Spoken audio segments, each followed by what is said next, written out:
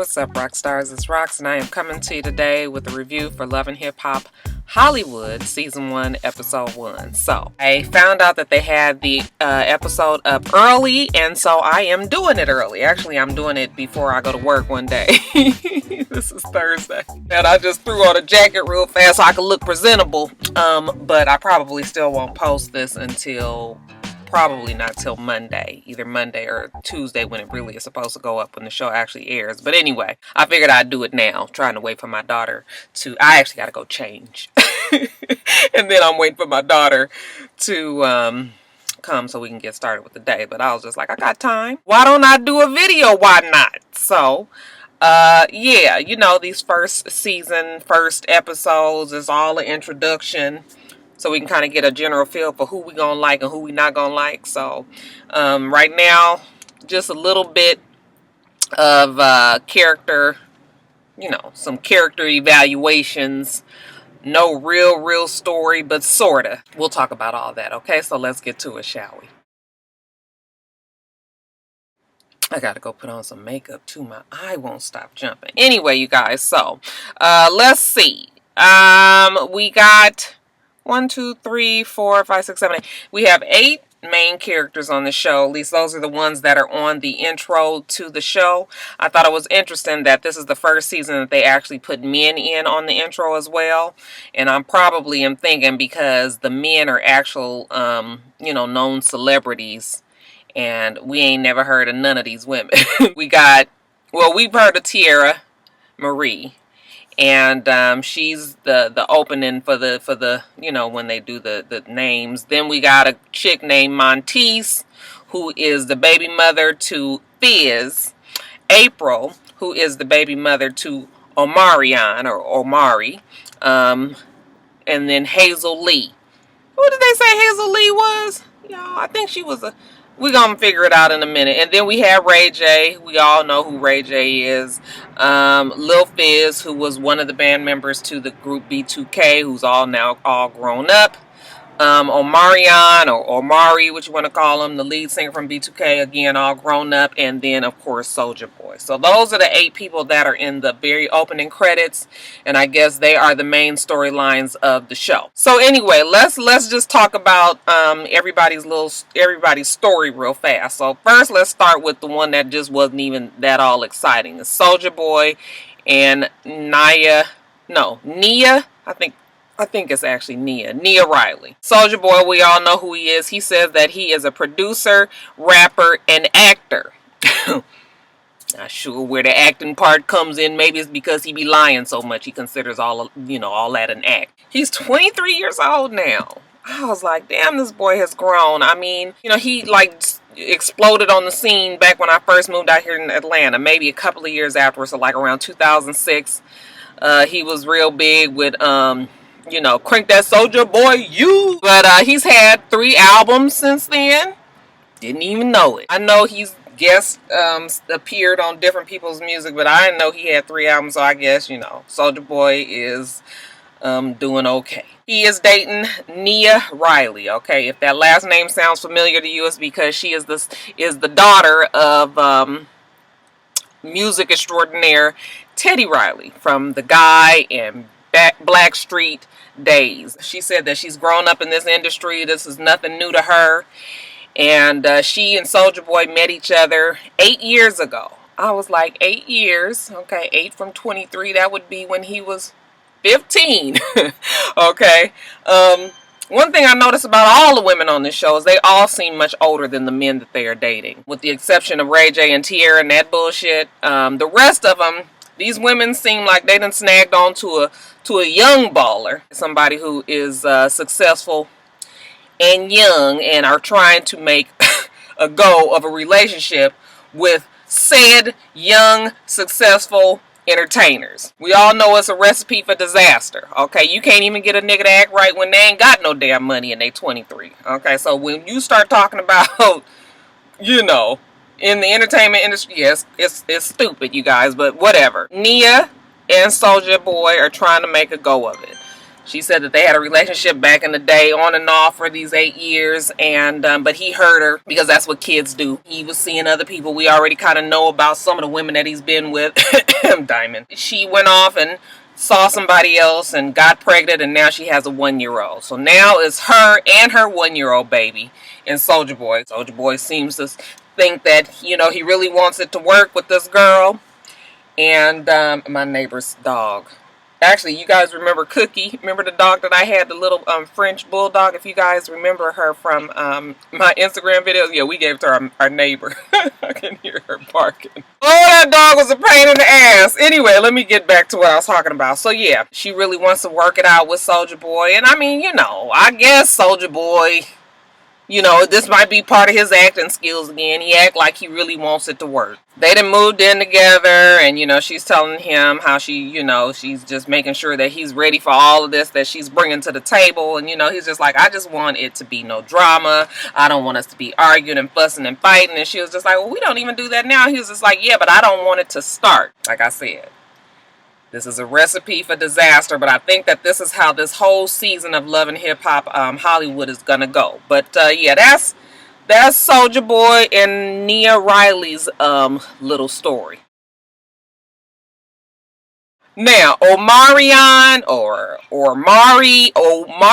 get my words together.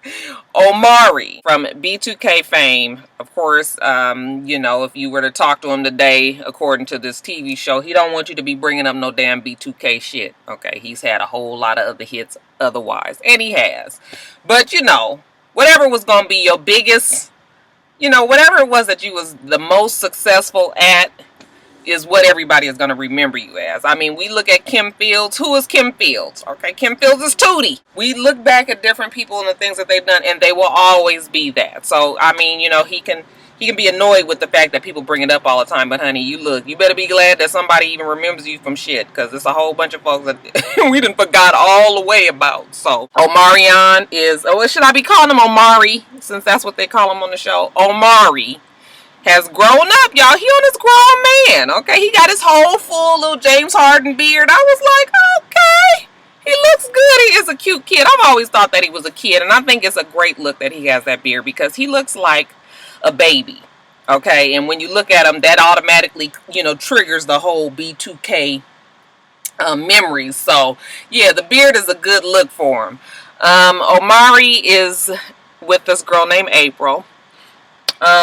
Also, let me just remind everybody, ain't nobody married on the show, okay? Everybody got babies and baby mamas and everything. Ain't nobody married. I don't even know if Omari and this girl are even talking about getting married, but anyway, she's 7 months pregnant. Her name is April. I don't know how he came across April. They don't really get into that, not in this first episode or whatever, but they bought a house together, and they moved in together, and like I said, they're looking forward to their baby being born. The issue with Omari and Miss April is the fact that Omari's mama ain't really feeling it. And that would be, what was the mama's name, y'all? Was it Leslie? I think it's Mama Leslie. Mama Leslie ain't got time nor place for April. And, you know, when we first find out about it is when April and Omarion is talking at the house about April and the mama's relationship. He wants them to work it out. April is in this mode where, sorry y'all, she's just like, well, listen, I mean, I don't know why she got this attitude with me. I'm the baby mama. I'm never gonna be out the picture. She's the mama. She's never gonna be out the picture. I was just like, yeah, girl, you gonna have to kind of, there's plenty baby mamas that's out the picture. Okay, but I mean, I know what she was saying. We gonna all have to deal with each other, and you know, it would be best if everything can work together. Now, it sounds like April and the mama been through a whole lot of shit, and April's patience ain't really all that long anymore. Omari doesn't seem to be the one that wants to get in between it. He just wants them to work it out, and you've seen how that goes. Okay, I have plenty of friends who don't get along with their mother-in-laws, or you know, they baby daddies, mamas. Okay. Because I guess the baby daddy's mama feels replaced, especially if it was a baby daddy who was extremely close to his mama. Okay, then when you get the new girlfriend coming in, then you know all of a sudden you baby daddy's mama is just feeling all put out, and you know, we kind of find out later on that that's probably what the story is with Omarion's mama and April. He was just like, you know what, we all family. Okay, at the end of the day, that's what it's gonna be. Okay, so you guys need to get together. So April tries to reach out. Okay, and you know, she invites the mother over to the house for lunch. When Leslie get there, okay, I think that's the mama's name. If it's not, y'all know I'm talking about the mama. Okay, when she gets there, she does not see it for Miss April. Now April is telling her how, you know, she's pregnant, she wants her to be around, she wants her to help her plan her baby shower, and she wants her to do, y'all, and honey, that baby shower, I swear I hope that they got that shit on video, because just looking at the damn pictures and how just wrong that dress was that she wore. But I'm jumping the gun, and I'm not even going to say no more about it. But if you saw the pictures already, you already know what the fuck I'm talking about. So the girl is just telling her how she wants her to be there. She wants her involved in their lives. Honey, Miss Leslie is not for the bullshit at all right away. She just doesn't like April. And I was sitting there trying to figure out, like, what is exactly the reason? I was really hoping that we got to the reason why, you know, she didn't like her.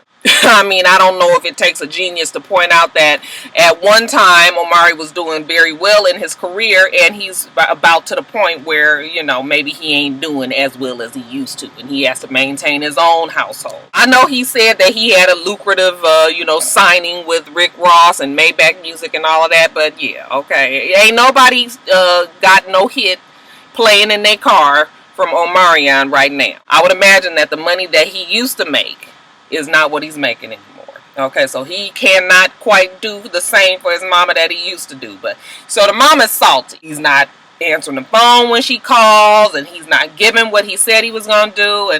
And look, if you said you're gonna do something, then you need to try to do it. But that ain't got nothing to do with the girl. Okay, now if he having financial issues, which he would lead you to think that he's not, okay, from the way he was talking on the show.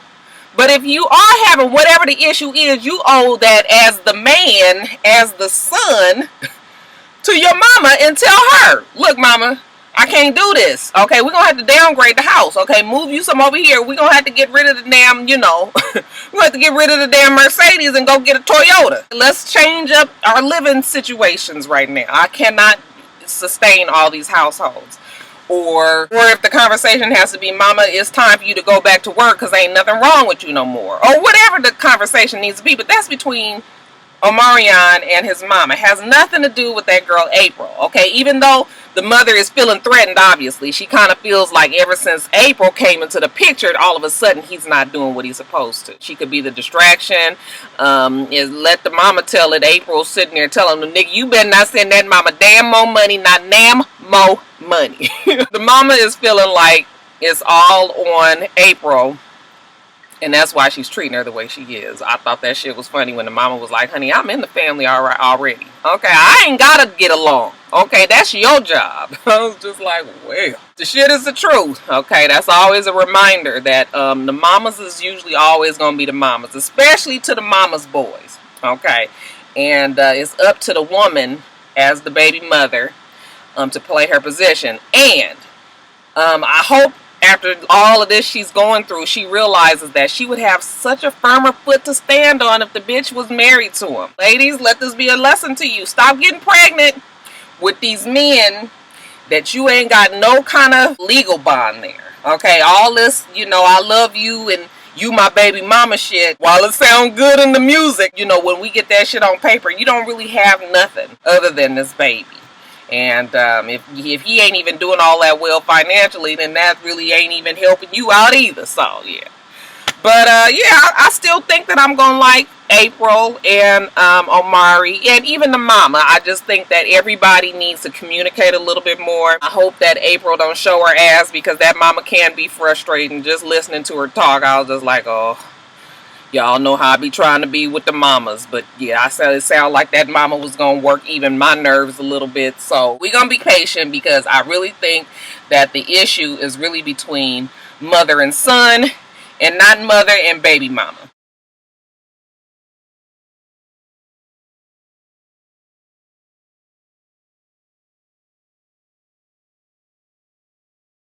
We also have on the show Fizz, okay, and Fizz is also from the group B2K. He was a light-skinned, curly-haired kid. You guys remember him. He lets us know that after he left B2K, he came out with his own album, and I don't even think that shit went wood. Anybody ever even heard of his damn album? But he fucked around in 2010, and he got this chick named Monteith pregnant. Okay, so ever since then, it seems like Mr. Fizz has been fighting battles with his baby mama. And Monteith seems to be quite an interesting character herself. And the jury is still out on Monteith. Now, we find out that Monteith and Fizz, they have this kid. Kid's around 3 or 4 years old right now. And pretty much for the whole time they've been in this custody battle. When the baby was first born, I guess they went to court for custody. He got full custody temporarily. So for 1.5 years, he had custody of the kid. Then I guess they went back to court, and the court finally gave them joint custody.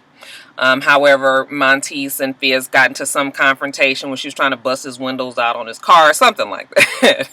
And he put a restraining order on her. Now, he basically has the child 24/7. Now, Monteith, we don't really understand, or do we find out exactly why it is that Monteith doesn't have, the joint custody like the court papers have determined. She would have us think that she's working so hard that she, don't even have time to wipe her ass, is what she said. What did she do? Was she a singer?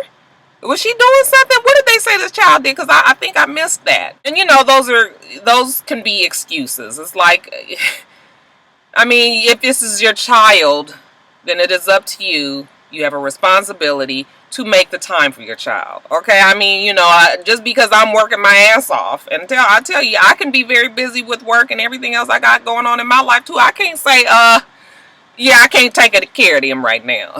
Shit, you fucking had them, right? Get your motherfucking ass to work as a mother. So that excuse never really works for me. And yes, I know that there is a double standard where men, when men don't have their kids, it's not that big of a deal because we automatically believe that the woman is going to have their child. And then when the woman doesn't have the child, then we think that there's something wrong with the fucking woman. It really does say something when the court gives custody to a father, especially a custody to a father who is young, and it's a very young baby, okay?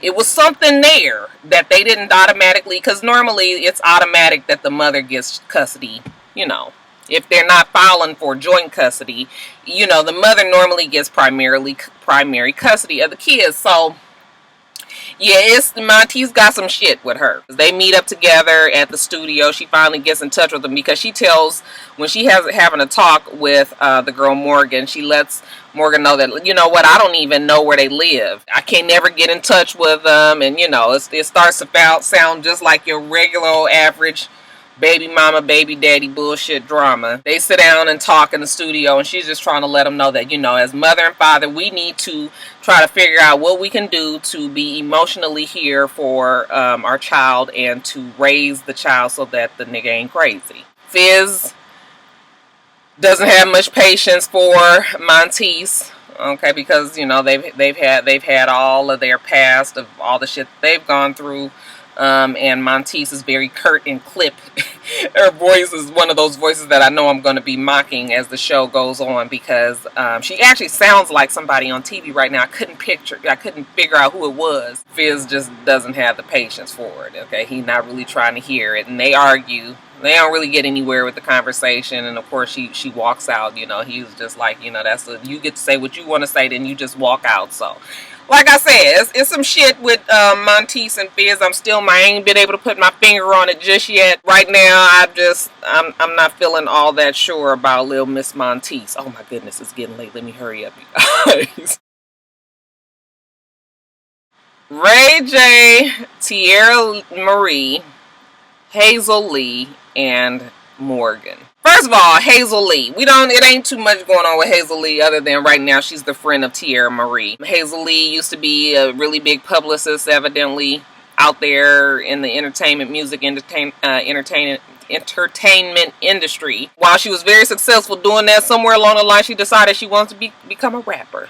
It's just like, fuck wrong with these people? How you just all of a sudden decide you want to be a rapper? Then one day you woke up and it's so stupid. Like, girl, you was doing well as a publicist. Fuck that rap shit. I just didn't understand it, but whatever. Hazel Lee say that she is going to, you know, blow up on the rap scene, and child, I guess. Tierra Marie, we all know Tierra Marie's story. She had tweaked it a little bit for the show, though. Okay, she said that she was signed with Def Jam when she was 16 years old, and that Def Jam was going through a whole little cleaning thing where they got rid of some artists that they didn't need anymore, and she was the one that they got rid of. I'm gonna tell you what the story is that we all know.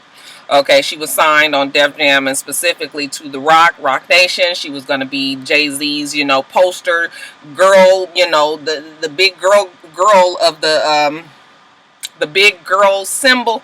What is the word? Not the symbol. She was going to be like the lady of the princess of the Rock Nation. They also had Rihanna, who Rihanna was not really their star pupil at the time. They say that Tierra Marie had a bad attitude. They say that she knew that she was going to be the princess. They said that she was very, very rude to everybody.